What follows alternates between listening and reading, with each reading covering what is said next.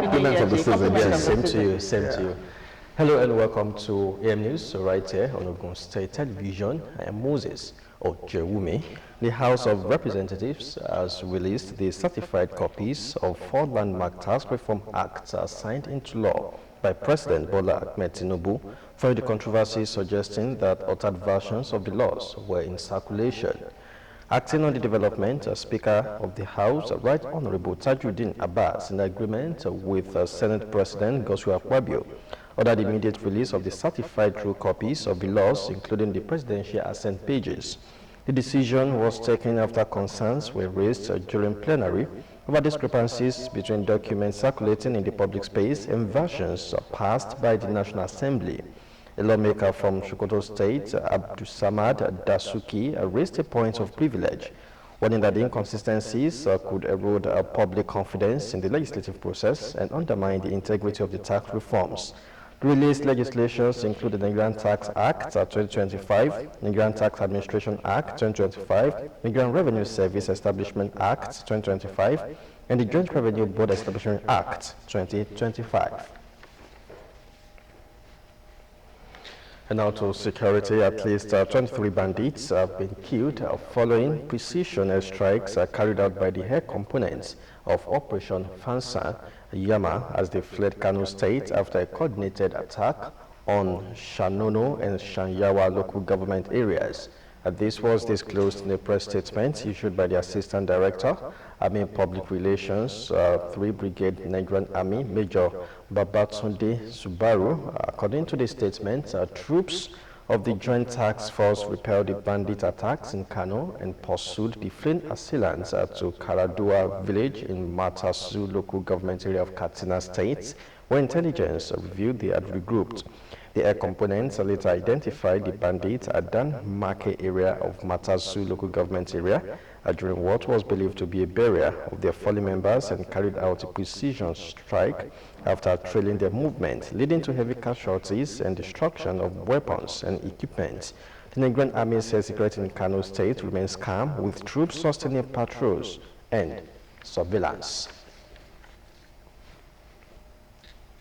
Operatives of the National Drug Law Enforcement Agency, NDLEA, have arrested a wanted 65-year-old grandma, Fatima Ilori, linked to a major illicit drug distribution ring in Ibadan, the state capital.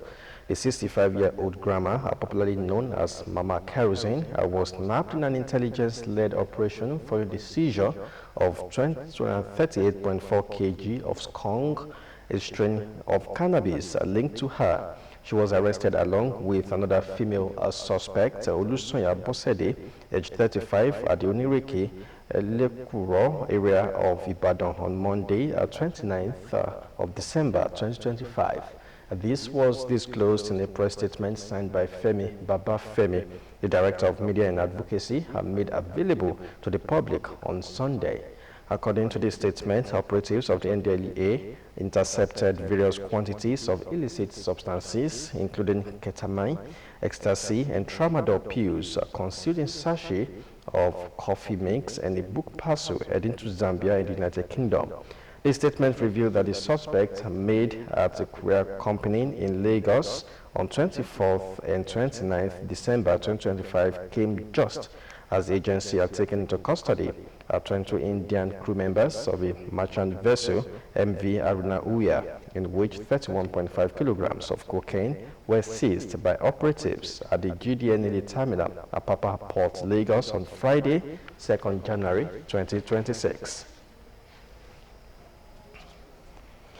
Behind the laughter in family photos and the everyday rhythm of fatherhood, a hidden truth is emerging, one in 4 men who think their fathers may not biologically be.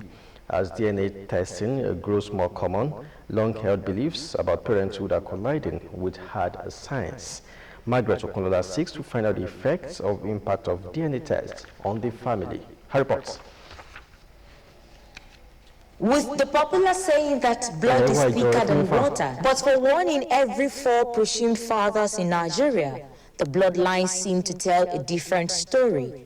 According to a report by Smart DNA Nigeria, 25% of paternity tests conducted between July 2024 and June 2025 excluded the presumed father.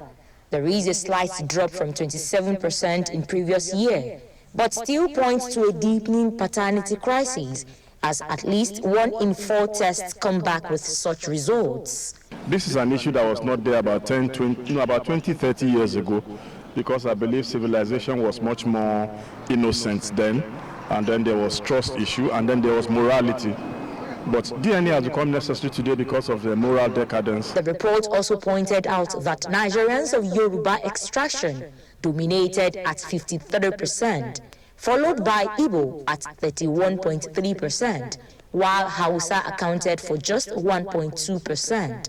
For some, the maintained DNA is necessary only when the need arises or when suspicion is on the high side. Personally, if you ask me that will I do that, I have no reason to do that myself. You may not have married someone you have doubt about. Doubt may come in after the marriage. You understand me now? So if it happens like that, then you may want to resort into doing what you think you can do to verify or confirm if the children you are catering for are yours. Speaking with other respondents, they said it is not just suspicion driving the surge. The Japa wave has played its part as immigration-related DNA tests rose by 13.1% when families seek verification for citizenship and relocation. As far as I'm concerned, I don't see the reason why one should insist on having a DNA. That's on the part of the husband, if there are not some hidden issues. But if there are some hidden issues, why not?